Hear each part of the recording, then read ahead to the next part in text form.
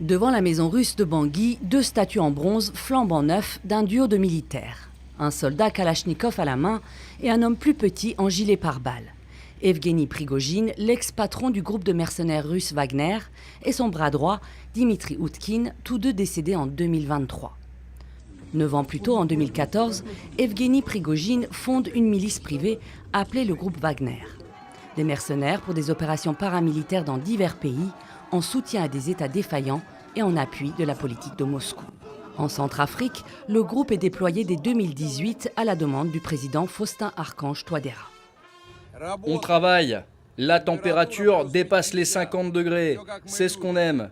Le groupe Wagner mène des activités de recherche et de reconnaissance. Nous œuvrons pour encore plus de grandeur de la Russie sur tous les continents et pour une Afrique encore plus libre.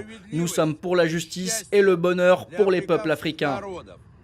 2 jours plus tard, ce proche du président russe Vladimir Poutine, tombé en disgrâce, trouve la mort dans un accident d'avion en Russie avec son bras droit et une bonne partie de son état-major.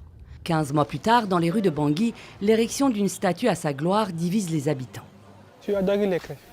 Pendant un temps, nous, le peuple centrafricain, nous avons souffert et c'est grâce aux Russes qu'il y a la paix chez nous.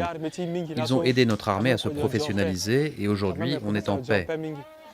Il faut absolument que les autres pays africains le voient pour comprendre que les Russes sont l'avenir de l'Afrique et qu'ils sont venus en Centrafrique pour aider le gouvernement. Je suis de tout cœur avec eux. Pour d'autres, cette russophilie et cet hommage au groupe Wagner n'ont aucun sens. On a besoin de développement de la RCA et non pas créer un statut d'un monsieur qu'on ne connaît même pas. Il a marqué quelle histoire de la RCA? C'est ça la question aussi. Donc moi je ne trouve pas assez important pour que ce monument soit inauguré au nom de ce monsieur qui soit disant Prigojine, je ne le connais même pas. Le groupe garde toute son influence en Centrafrique où il a obtenu pour ses filiales des licences d'exploitation de mines d'or et de diamants.